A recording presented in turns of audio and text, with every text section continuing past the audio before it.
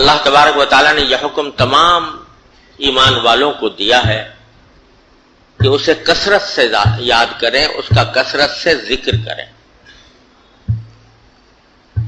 یہاں سوچنے کی بات یہ ہے کہ اللہ تبارک و تعالیٰ نے یہ حکم ہمیں اور آپ کو کیوں دیا؟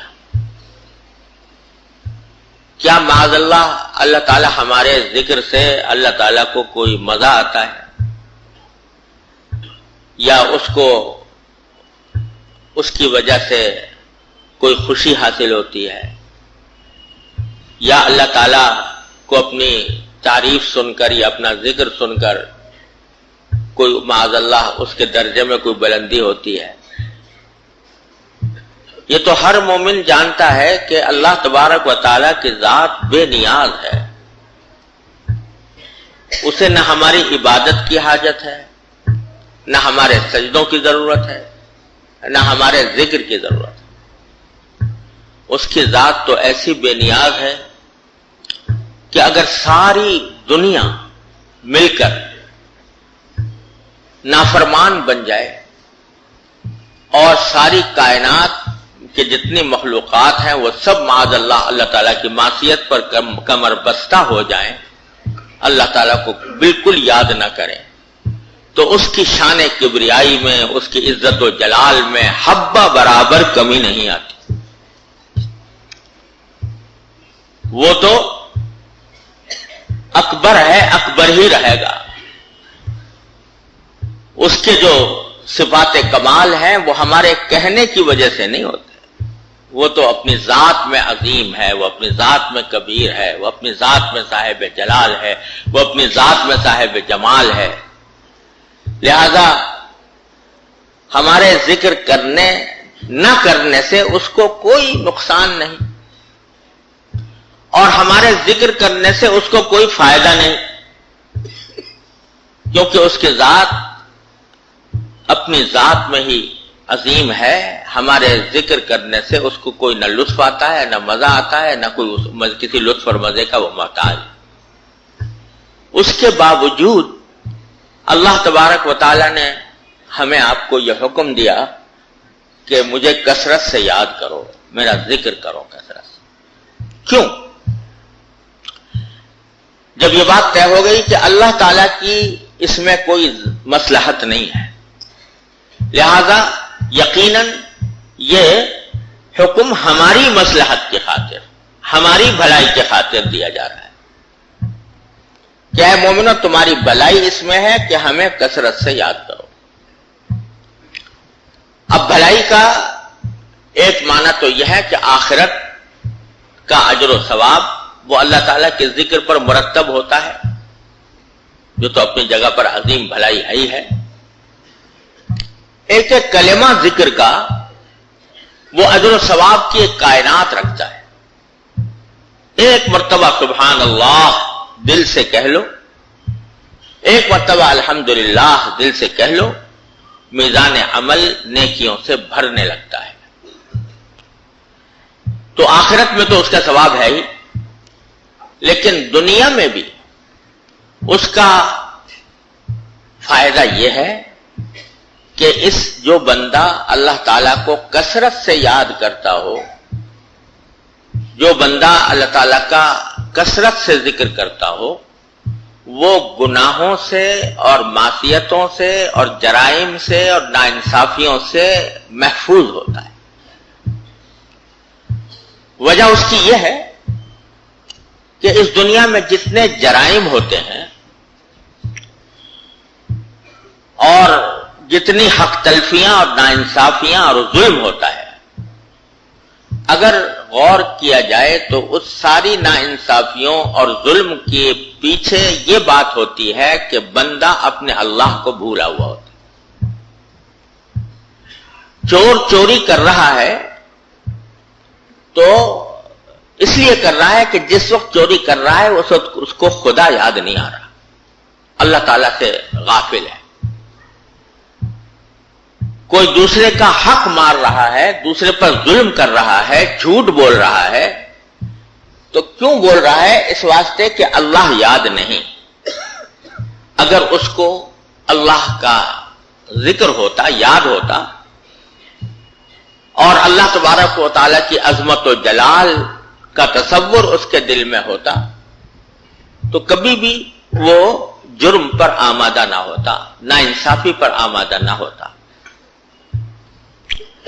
اسی کو حدیث میں فرمایا گیا کہ لا یزنی الزانی حین یزنی وہو مؤمن ویاسد ولا یسرق السارق حین یسرق وہو مؤمن۔ جب زنا کرنے والا زنا کرتا ہے اس وقت میں مومن نہیں ہوتا۔ کیا مانا؟ کہ اللہ تعالیٰ کے سامنے کھڑے ہو کر اپنے اعمال کے جواب دینے کا احساس اس کے دل سے مٹ جاتا ہے، جس کی وجہ سے وہ گناہ کا ارتکاب کرتا ہے۔ جب تک اللہ کی ذات دل میں سمائی ہوئی ہو، جب تک بندے کے سامنے دل میں یہ احساس موجود ہو کہ میں ایک دن اللہ کے سامنے پہنچوں گا اور وہاں جا کر مجھے اپنے تمام اعمال کا جواب دینا ہوگا، یہ جب دل میں احساس بیٹھ جاتا ہے تو یا تو جرم ہوتا نہیں، گناہ ہوتا نہیں، اور اگر ہوتا ہے تو فوراً توبہ کی توفیق ہو جاتی ہے، آدمی اس سے بچ جاتا ہے، اس کے نتائج بد سے بچ جاتا ہے۔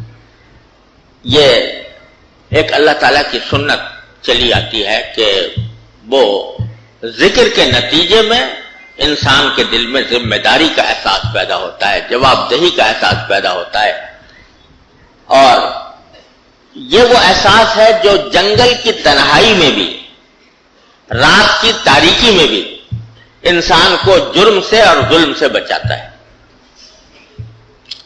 پولیس محکمے، عدالتیں یہ انسان کو جرم سے بچا سکتی ہیں اس وقت جبکہ دن کی روشنی ہو، آبادی ہو، اس وقت میں ہو سکتا ہے کہ پولیس کے ڈنڈے کا خوف انسان کو جرم سے باز رکھے، لیکن جنگل کی تنہائی میں، رات کی تاریکی میں انسان کے دل پر جو پہرا بٹھانے والی چیز ہے وہ صرف اللہ جل جلالہ کی یاد ہے۔ حضرت فاروق اعظم رضی اللہ تعالیٰ عنہ بعض اوقات رات کو گشت کیا کرتے تھے رعایا کا حال معلوم کرنے کے لیے۔ عجیب حکمران تھے، آدھی دنیا کے اوپر حکومت ہے اور خود بذات خود بستی کا چکر لگا کر دیکھتے ہیں کہ لوگ کس حال میں ہیں۔ تو ایک روز تہجد کی نماز کے بعد حضرت فاروق اعظم نے گشت لگانا شروع کیا تو ایک مکان سے کچھ آواز آ رہی تھی، دو عورتوں کی بات کرنے کی۔ حضرت فاروق اعظم کھڑے ہو گئے اور آواز سنی تو ایک ماں بیٹی میں کچھ گفتگو ہو رہی تھی۔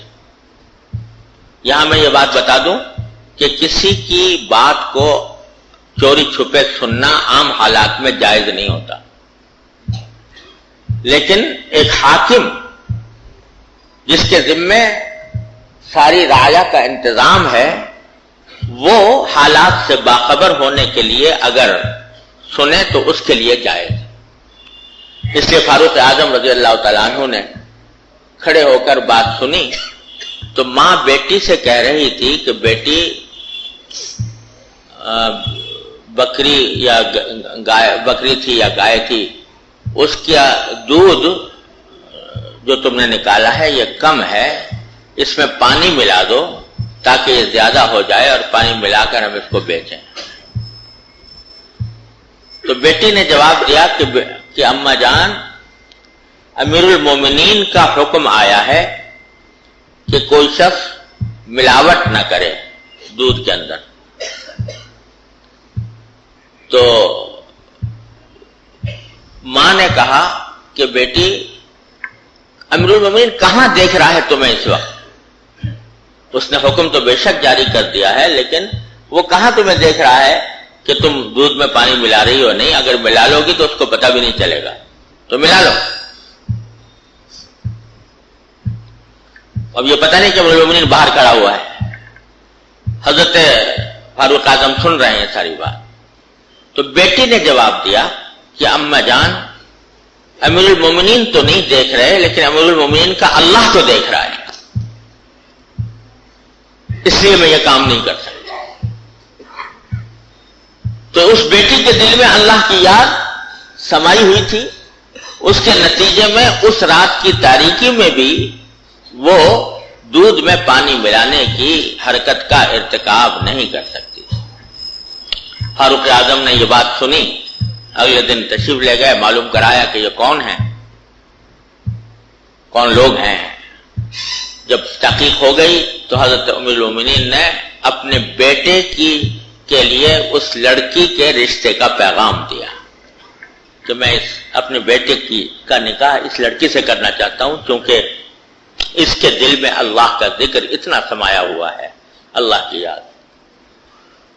پیغام دیا، اپنے بیٹے کی اس سے شادی کی، اور اسی جوڑے کے دوسری پشت میں انہی کی نسل سے حضرت عمر ابن عبدالعزیز رحمۃ اللہ علیہ پیدا ہو، جو پانچویں خلیفہ راشد کہلاتے۔